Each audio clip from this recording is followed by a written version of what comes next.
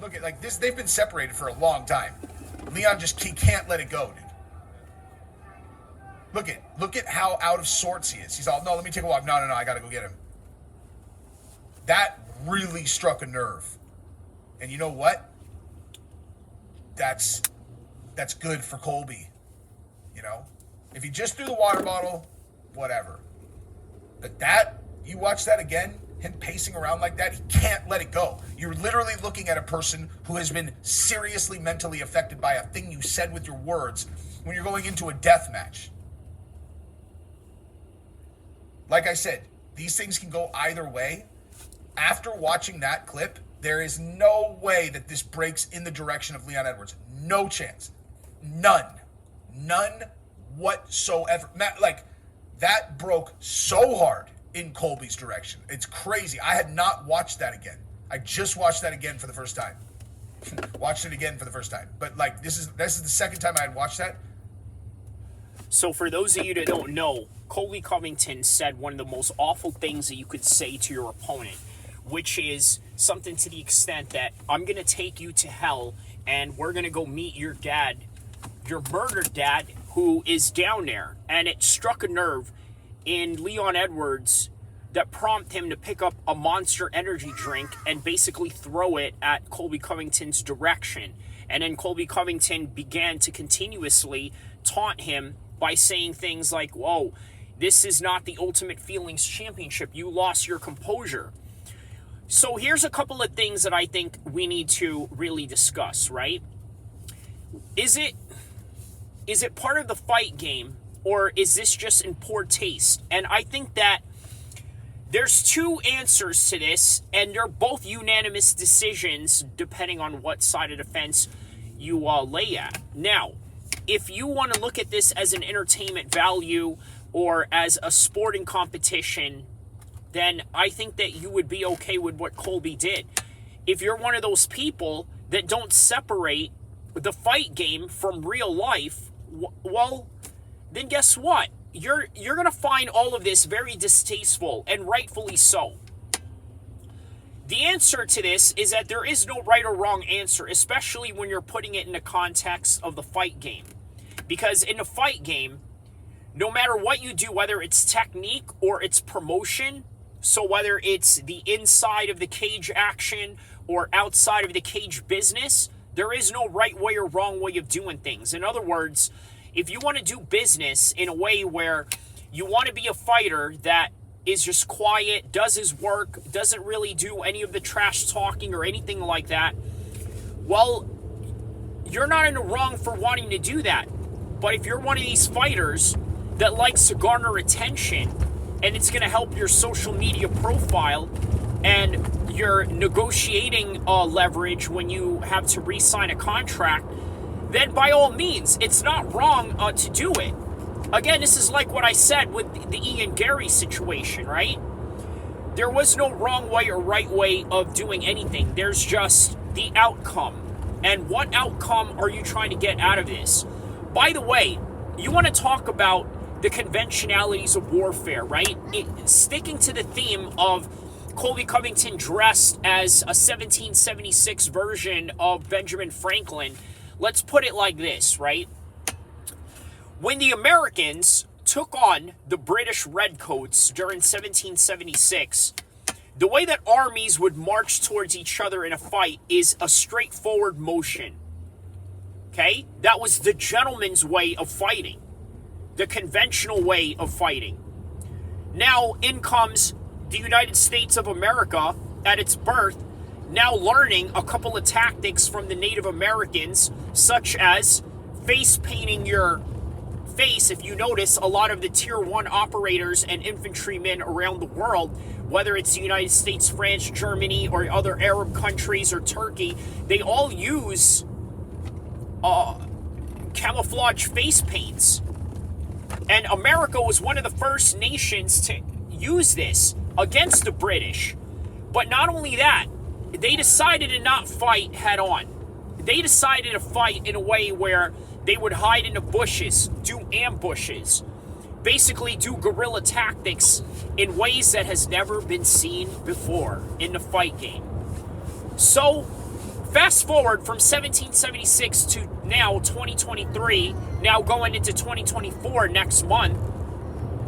Here comes Colby Covington pulling out all stops in what he has to say towards Leon Edwards. Now, here's the thing about Leon Edwards. In the media day, the day before press conference, I know it's strange, right? They have a media day, and then the next day, they have a press conference.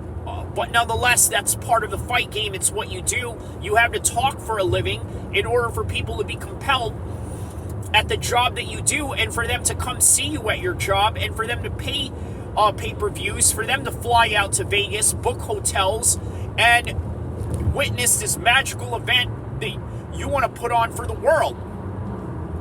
So Leon Edwards said on media day that, you know what, I don't take anything this guy says seriously, not whatsoever. He's a cartoon character. He's not real. He's not a real person. So I'm just going to let him talk the way that he wants to talk, and I'm going to let my fighting do the talking.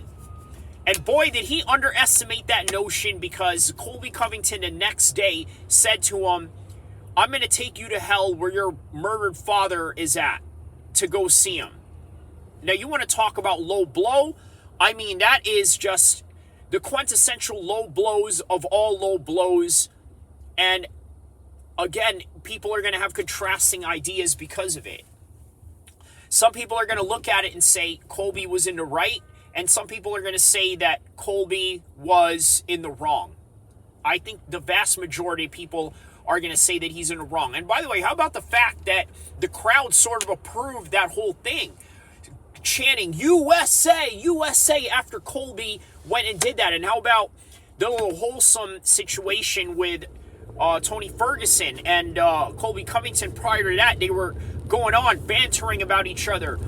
And then Colby Covington talks about losing the custody of his kids because he was acting a little crazy, and had CPS called in on him. He was throwing low blows at him too. And then out of nowhere,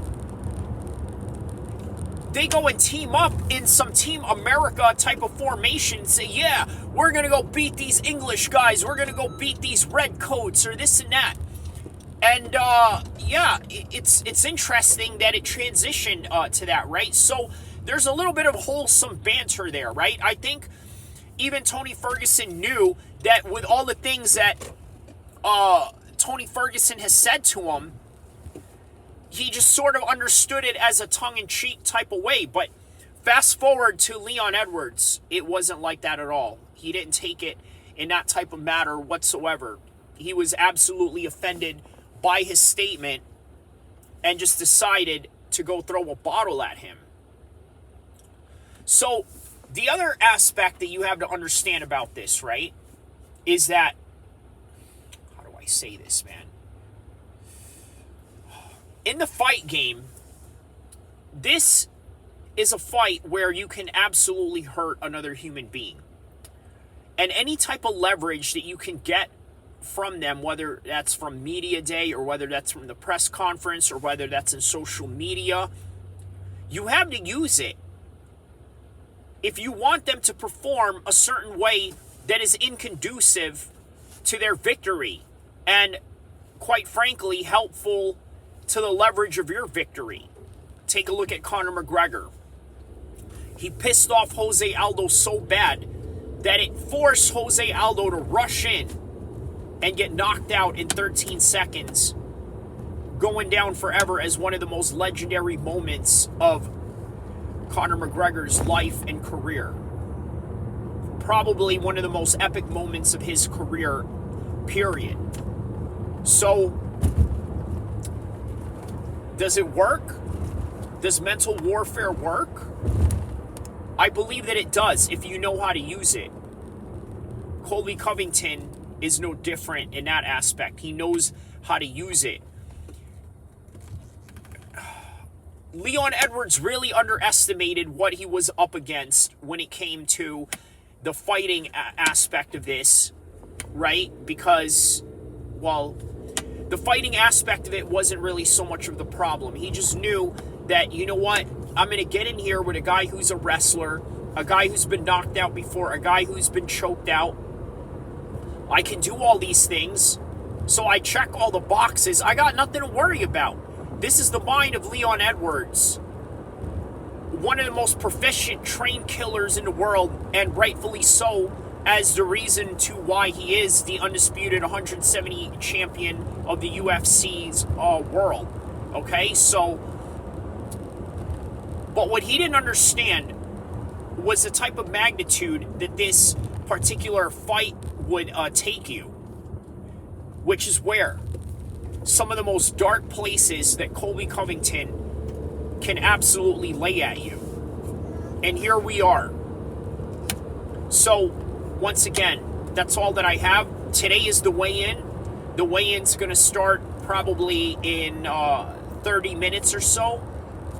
8:30 right now on a Friday morning. Don't forget to like and subscribe. It's going to be a great fight either way. This fight just made it even better.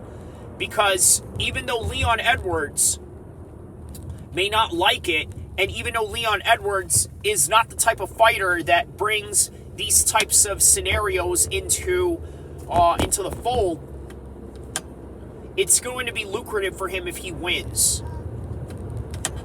So, I think Leon Edwards, if he wins this fight, he should go and lobby for King Charles to come and meet with him in the way that Donald Trump met with Colby Covington the first time around when he won the interim championship. And why not? Leon Edwards is the second British man to ever win the UFC undisputed champion. But now, he now understands what is at stake and the consequences of what it means to be on top and the type of things that your opponents will say to you to get to your head, especially with the likes of Colby Covington. So that's all that I have for this particular segment. Don't forget to like and subscribe. I'll see you guys again soon, inshallah.